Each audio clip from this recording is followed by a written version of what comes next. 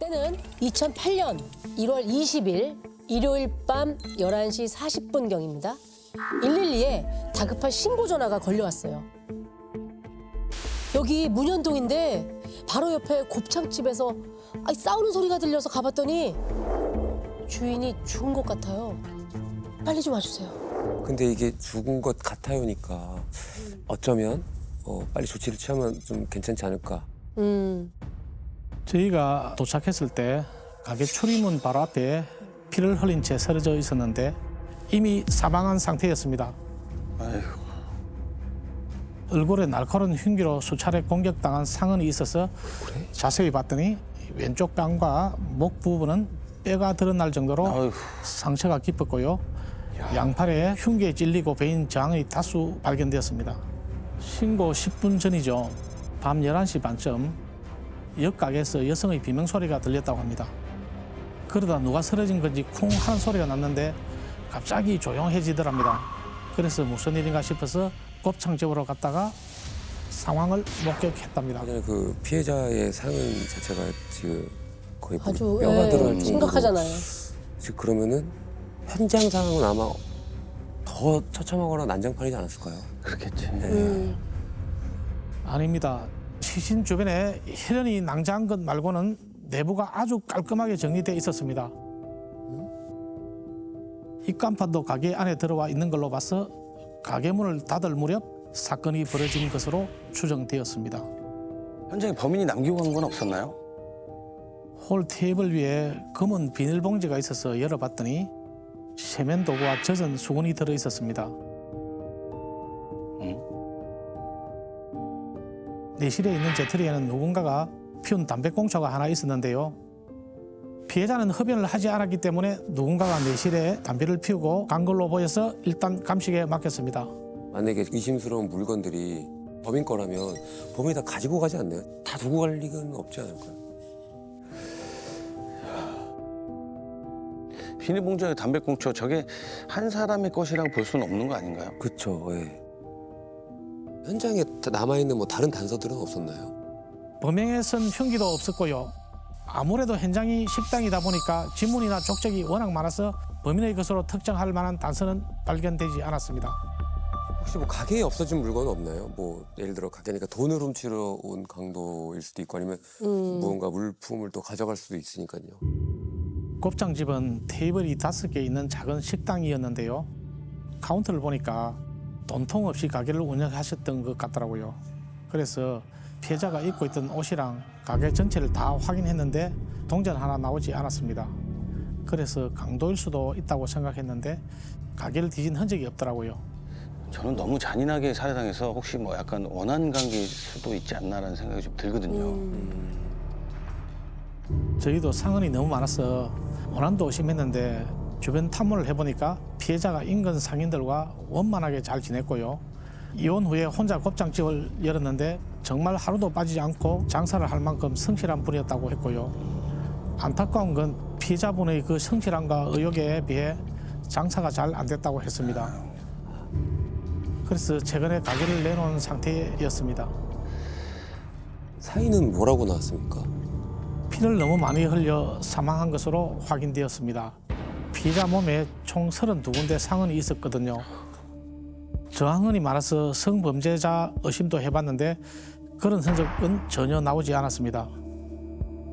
32군데. 32군데. 왜 그렇게 잔인하게 살해를 했을까? 그러니까요. 일단 피해자의 상흔을 보면 얼굴하고 목 부위에 집중이 되어 있잖아요. 네. 그러면 범인이 침입했을 때 여성의 저항이 예상보다 훨씬 컸을 경우에 소리를 지르지 못하게 하기 위해서 얼굴을 집중적으로 공격하는 경우들이 많아요. 그런 걸 본다면 소리 지르는 여성을 제압하려고 얼굴과 목에 상처가 집중되어 있다. 이렇게 볼 수도 있습니다. 그러면 인근의 CCTV에 뭐 도주하는 모습이나 뭔가 잡힌 게 없나요? CCTV가 많지 않아서 범행 시각 전후로 범인을 특정할 수가 없었습니다. 그래서 저희는 피해자와 마지막에 내실에 있었던 사람을 찾는 데 수사력을 집중하기로 했습니다. 범인이 아니라면 최소 목격자일 가능성도 있지 않을까 싶었어요. 그렇죠. 그날 곱창집 여주인은 가게에서 누군가를 기다리고 있었습니다. 밤 10시만 되면 가게 문을 닫았었는데 그날은 귀가가 좀 늦었던 날이었습니다. 야, 밤 10시요? 아까 신고가 11시 40분이라고 했고 싸우는 소리가 10분 전에 났다 그러면 적어도 가게에서 1시간 반 이상을 누군가를 기다리고 계셨다는 건데 사장님이 그렇죠. 누구를 기다리고 있었다고 하던가요? 늦은 밤 곱창집 여주인이 기다리고 있던 사람을 어렵게 찾아냅니다. 내실에 있던 담배꽁초 DNA가 나왔는데요. 네. 일치하는 사람이 바로 이웃에 살고 있는 남자였습니다. DNA도 찾 네. 범죄자만 데이터가 있으니까 혹시 범죄자였나? 근데 이게 2008년 사건이잖아요. 그렇죠. 아 그럼 전과자인지는 아직 그때는 네. 전과적으로는 찾을 수 없었을 텐데 어떻게 찾으신 거죠? 잔인하게 살해된 점이 아무래도 의심스러워서 곱창집 단골 손님, 인근 사임과 주민들에게 DNA를 채취했는데 담배꽁초의 DNA와 일치한 사람이 있었습니다. DNA 대조로 해서 네. 피해자와는 무슨 일로 만났던가요? 사우나에 갔다가 피해자에게 빌린 돈을 갚기 위해 가게에 갔다고 했습니다. 그럼 그 비닐봉지에 있던 그 세면도구랑 수건도 그분 거이겠네요. 그렇죠, 그렇죠. 맞습니다. 비닐봉지를 홀 테이블 위에 올려놓고 내실로 들어가서 담배를 피우면서 잠깐 대화를 나누고 빌린 돈 46만 원을 갖고 가게를 나왔다고 했습니다. 46만 원이요? 근데 아까 가게에서는 동전 하나 발견되지 않고 아예 현금이 없다고 그랬잖아요. 그렇죠. 그럼 그 이후에 누가가 훔쳐간 거네. 수상한 사람은 본 적은 없다고 했나요? 보지 못했다고 했습니다. 가게를 나와서 편의점에 들렀다가 바로 집으로 돌아갔다고 했고요. 가게에서 나온 시간이 밤 11시 20분이라고 했습니다. 그러면 이 남자가 나간 직후에 누군가 들어갔다는 얘기로 지금 시간대가 나오잖아요. 그렇죠. 이 사람이 말한 진술에 대한 알리바이는 확인이 됐나요? 남자가 들렀다는 편의점에 설치된 CCTV에 이 남성이 찍혀 있더라고요. 그 시간이 밤 11시 40분이었는데 옷도 깨끗하고 범행을 저지른 직후의 모습으로는 보이지 않았습니다. 아, 11시 30분경 비명 소리가 들었고 그러니까요. 근데 시간이 너무 짧지 않나요? 그러니까요. 이게 창문이 32군데나 그러니까요. 있는데 뭔가를 뒤진 물색품도 없고 가능한 일인가요? 이게? 일단은 치명적인 공격들이 많은 걸 보면 망설임이 없잖아요. 이런 걸 봤을 때 일단 다른 범죄 경력이 좀 있지 않나 하는 생각이 들고요. 그러면 전과자일 수도 있겠네요. 그래서 전과자의 가능성이 가장 현재까지는 높게 보이죠. 단서가 하나도 없잖아요. 단서가 없죠. 예. 이거 어떻게 찾아야 되는 그걸 어떻게 거예요? 찾냐고. 자, 그래서 수사팀은 수사 범위를 확대합니다. 관내 우범자들 중에 사건 발생 전으로 행적이 수상한 사람을 전부 추적하기 시작했는데요. 예. 그런데 유일하게 파악되지 않은 한 사람이 있었다고 해요. 곱창집 근처에 있던 식당 주인이었는데요. 술을 마시면 통제가 안 되는 사람이었습니다. 그런데 주변 탐문을 하러 갔더니 사건 발생 다음 날부터 이틀 연속 문을 닫고 영업을 하지 않았습니다. 그래서 주변 상인들에게 물어보니까 무슨 일인지 모른다고 하고 전화도 받질 않아서 뭔가 이상하다고 생각했습니다. 자, 사건 발생 4일째 되던 날 형사님들은 이번에도 문이 닫혀 있으면 본격적으로 그 사라진 남자를 수사를 해야겠다라고 생각하고 식당을 다시 찾았는데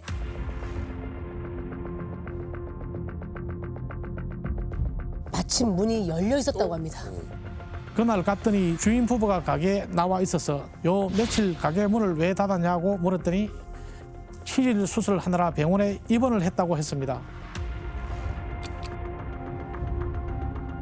그래서 나흘 전에 근처에 살인사건 난 걸 알고 있냐고 했더니 갑자기 자기를 의심하냐면서 화를 내는 겁니다. 아니면 아니지 뭐 이렇게 화를 낼 가지고 뭐 있었어요. 네. 그래서 의심하는 게 아니라 탐문 중이라고 설명을 드리고 수상한 사람을 본 적이 있냐고 물었더니 없다면서 나가라는 말만 하더라고요.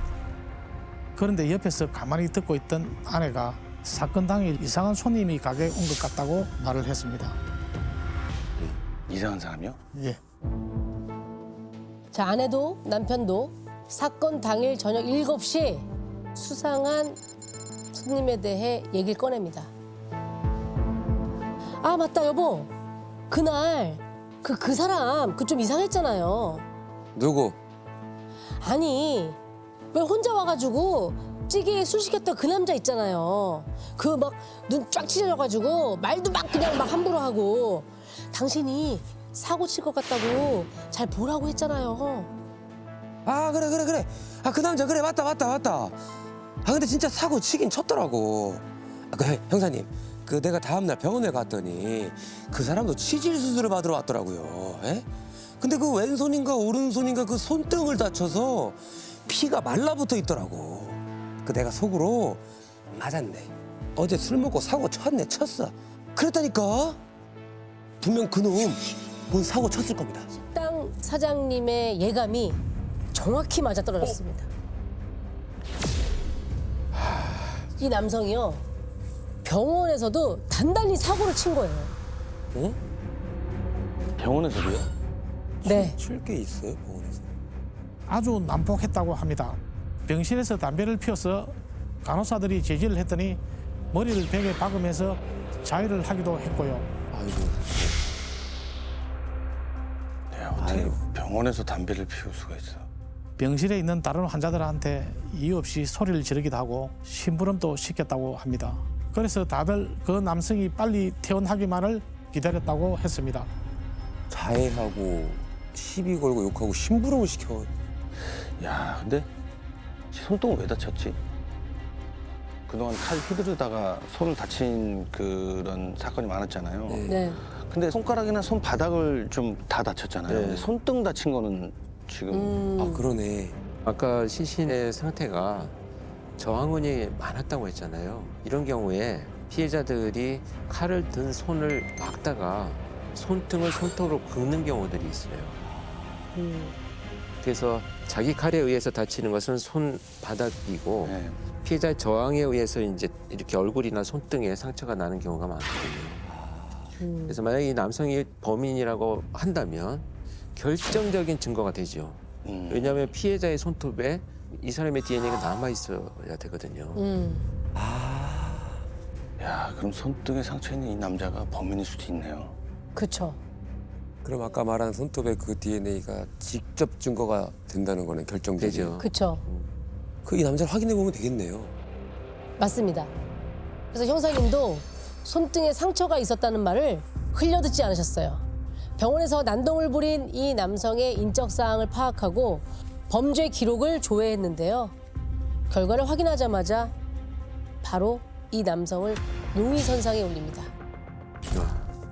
바로요? 바로라는 말은 이런 일을 저지를 만한 사람이라는 거잖아요. 범인일 수도 있다는 얘기잖아요. 그렇죠. 지금부터 이 남자를 윤 씨라고 부르겠습니다. 뭐 동종 그 전과가 많았나요? 윤 씨는 40대 중반이었는데 강도 상해 등 전과 13범으로 청송교도소에서 교도관을 폭행해서 대전교도소로 이감됐던 기록도 있었고요. 사건 발생 2달 전인 2007년 11월에 갓 출소를 한 것으로 확인되었습니다. 그래서 윤 씨의 사진을 들고 곱창집 주변에서 혹시 사건 당일날 이 사람을 본 사람이 더 있는지 탐문을 했는데 이 사람 얼굴을 보고 놀라는 상인들이 한둘이 아니었습니다. 왜요? 그런 피해가 있나? 그러니까 아니면 뭐 성격이 안 좋으니까 병원에서처럼 시장에서도 난동 피고 막 아. 그랬을 수도 있잖아요.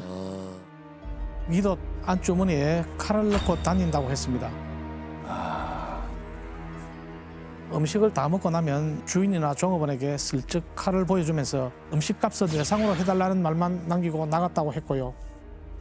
상인들은 그동안 윤 씨가 무서워서 신고도 못했다고 우리 했습니다. 형사님들은 바로 윤 씨의 주소지로 달려갑니다.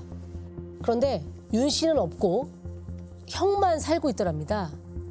형사님을 보자마자 형이 한 말은 동생이랑 연 끊긴 지도 오래다. 어디에 있는지 알고 싶지도 않다. 이렇게 딱 선을 그었다고 해요. 윤 씨가 10대 때부터 친구들 돈을 빼앗아 경찰서를 들락달락한 데다가 성인이 된 후에도 직업 없이 가족들 돈으로 생활하다가 돈이 떨어지면 범행을 저질렀다고 했습니다. 출소하자마자 또 범행을 저질러 구속되는 일이 한두 번이 아니다 보니 동생 얘기에 진지를 치더라고요. 저한테 동생을 찾으면 제발 사형 좀 시켜달라는 말까지 했습니다. 윤 씨를 지금 어쨌든 간에 지금 찾는 게 좀 급선무인 것 같은데 출소한 지 얼마 안 됐다고 했잖아요. 어떻게 찾아야 돼요? 수술 동의서에 윤 씨가 휴대전화번호를 써놓았더라고요. 그래서 전과를 확인하자마자 위치 추적부터 했는데요. 서면에 있는 걸로 나왔습니다. 당시에는 휴대폰 기준 반경이 500m 이내로 잡혀서 수사팀 전부 윤 씨 사진을 들고 숙박업소, PC방, 술집 등 윤 씨가 있을 만한 곳을 전부 찾으러 다녔죠. 자, 서면 바닥을 이잡듯이 뒤진 수사팀은 윤 씨가 한동안 머물렀던 찜질방을 어렵게 찾아냈습니다. 그리고 이 찜질방에서 범죄 정황을 정확히 포착하게 됩니다. 찜질방 종업원이 하는 말이 윤 씨가 돈이 없어서 외상값이 좀 밀려 있었는데 며칠 전에 새벽에 와서 현금으로 한 번에 결제를 해주더랍니다. 근데 윤 씨가 왔다는 날짜가 정확히 언제인지 확인이 됐습니까? 네, 장부를 보니까 시간까지 정확하게 적혀 있었는데 사건 당일 신고 시간으로부터 약 1시간 반 후인 새벽 1시로 기록돼 있었습니다. 혹시 옷에 핏자국이나 이런 걸 혹시 그 찜질방 주인이 혹시 봤을까요? 그날요, 손등에 상처가 있길래 자세히 봤는데 방금 마른 것처럼 보이는 붉은 핏자국도 군데군데 보였다고 합니다. 식당 주인이 본 게 정확히 맞았네. 그렇죠.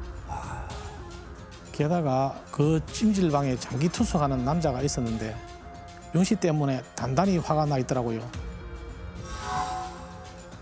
그날 윤 씨가 한겨울에 반팔 티셔츠를 입고 오더니 급한 일이 생겼다며 옷을 빌려달라고 해서 빌려줬다고 합니다. 그런데 그날 이후로 나타나지도 않고 연락도 안 된다고 하더라고요. 야, 이 한겨울에 반팔이면 뭐 그 피 묻은 외투는 버리고 왔다 이렇게 되네요. 그렇죠. 아, 버렸다. 네, 저희는 손등에 상처와 핏자국, 갑자기 생긴 돈이 우연이 아닐 거라고 생각하고 윤 씨를 계속 쫓기 시작했습니다. 예. 그런데 기지국 위치가 너무 자주 바뀌어서 위치 추적으로는 뒤따라가기만 할 것 같더군요. 수사팀 전원이 모여서 회의에 들어갔는데 한 명의 형사가 동사무소에 가보자고 제의했습니다. 거기 왜 갔지? 동사무소? 거기서 뭘 확인할 수 있을까?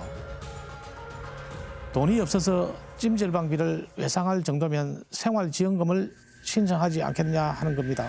아, 그렇지. 출소자의 경우 생활비가 없으면 다시 범행을 저지를 수 있기 때문에 긴급 생활지원금을 지원해 주거든요. 그래서 주소지 관할 동사무소로 갔죠. 윤 씨가 정말 신청을 했던가요? 예, 며칠 전에 지원금을 신청했더라고요. 근데 저희가 간 날 윤 씨가 몇 가지 서류를 제출하러 온다고 했습니다. 어? 그 나타났나요? 진짜 설마? 허름한 옷차림을 하고 어떤 남자가 동사무소 안으로 들어오는데 얼굴을 보니까 주민등록증 사진에 있던 윤 씨더라고요. 그런데 저희가 체포할 수가 없었습니다. 왜요? 일단 외투 안주머니에 칼을 넣고 다닌다는 맞아. 상인들의 진술 때문에 무엇보다 동사무소에 있던 사람들이 다칠까 봐 맞아요. 윤 씨를 둘러쌌죠. 그리고 문인동 곱창집 사건 아느냐 확인할 게 있는데 경찰서로 좀 가자고 했습니다. 가만히 있을 것 같지 않은데. 그렇지. 아니 윤 씨가 뭐랍니까? 그래서 뭐라고 얘기를 해요? 너무 씩씩하게 갑시다 그러면서 앞장을 섰습니다. 경찰서에 도착한 후 가장 먼저 해야 할 게 있죠. DNA. 그렇죠. 윤 씨는 이번에도 자신의 DNA를 순순히 내줍니다. 어? 뭐지? 뭐야? 그 범인이 아닌가? 경찰서 가서 DNA까지 줬으면 아닌가 보는데. 그런데 DNA를 채취하자마자 윤 씨가 집으로 보내달라며 소리를 지르는 겁니다. 저희가 임의동행을 한 것 때문에 6시간만 붙잡아 둘 수 있는데 국가수 감정 결과 다음 날 나오는 상황이거든요. 아, 이거 풀어줄 수밖에 없는 거예요, 그러면? 야, 그러면 범인이면 도망갈 수도 있는 거잖아. 그때 팀장님이 저한테는 윤 씨를 달래서 조사실로 데려가라고 하고 다른 행사들한테는 빨리 윤 씨에게 여죄가 있는지 확인해보라고 지시했습니다. 여죄만 확인되면 그 건으로 긴급 체포해서 시간을 벌자고 하셨습니다. 그렇지. 다른 죄. 그쵸. 다른 죄. 여자가 있다고 해도 언제 어디서 범행을 저질렀는지 이걸 모르는데 어떻게 이거를 바로 확인할 수가 있죠?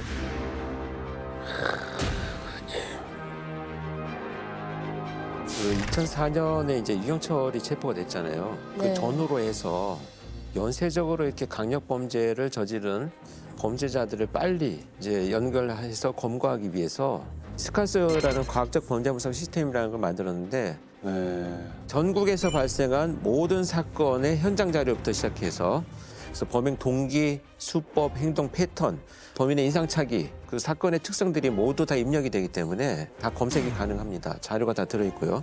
그럼 수사팀에서 이걸 꺼내가지고 자료를 확보해서 지금 수사하고 있는 대상자하고 맞는지를 이제 연결하는 수사를 하기 때문에 속도는 좀 빨라지죠.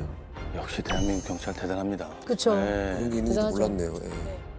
자, 이렇게 여죄를 확인하러 간 형사님들은 윤 씨가 출소한 2007년 11월 이후부터 2달간 부산 지역에서 발생한 강도, 절도, 상해 사건을 전부 확인하기 시작합니다. 40대 남성이라는 인상 차이까지 넣어서 확인을 했는데요. 그런데 생각지도 못한 사건이 튀어나왔다고 합니다. 생각지도 못한 사건? 어떤 사건이죠? 살인 사건이 발생하기 한 달 전에 다른 관할에서 강도 강간 사건이 벌어졌더라고요. 곱창집에서 3km 떨어진 곳에서 발생했고요. 아, 강도의 강간? 아, 이렇게 이게 많이 범인이 맞다 그러면 강도의 강간까지 인간 아니다 진짜. 근데 윤 씨가 강간 사건도 저지른 적이 있나요? 그 이전에? 전과 기록엔 없었습니다. 그래서 저희도 긴가민가해서 사건 기록을 전부 확인했더니 목격자 진술서가 상당히 구체적으로 적혀 있는데요. 용의자의 키와 체형, 나이대, 얼굴 생김새까지 윤 씨와 너무 비슷한 겁니다. 아, 목격자가 있었구나. 여학생이 혼자 있는 집에 침입한 후 흉기로 위협해서 강간을 하고 여학생 지갑에 있던 12,000원을 훔쳐 달아났던 사건입니다. 야, 이거 진짜 쓰레기 같은. 너무 쓰레기인데, 진짜. 아, 칼을 항상 갖고 다녔으니까 네. 그러니까 비슷한 점이 되게 많네요. 위협을 하고. 음. 12,000, 아유. 그런데 그 사건의 목격자가 누구길래 그렇게 구체적으로 진술한 거죠? 바로 피해자의 어머니와 언니였습니다. 아유, 범인이 그 집을 빠져나올 때 두 사람이 집으로 들어가다가 정면으로 마주쳤다 하더라고요. 지금은 밤늦은 시각 그 피해 학생의 어머니와 언니에게 연락을 합니다. 경찰서로 와줄 수 있느냐. 아 무조건 바로 달려오셨을 것 같은데.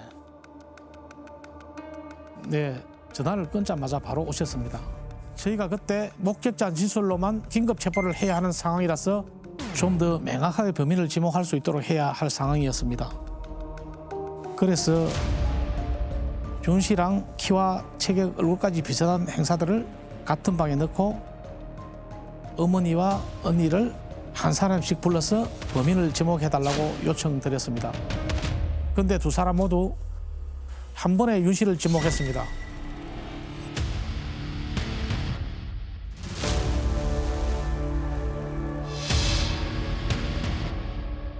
일단 윤 씨를 강도 강간 혐의로 긴급 체포해서 유치장에 집어넣고 국과수에 강도 강간 사건의 피해자에게서 채취한 DNA와 일치하는지를 감정해달라고 요청했는데요.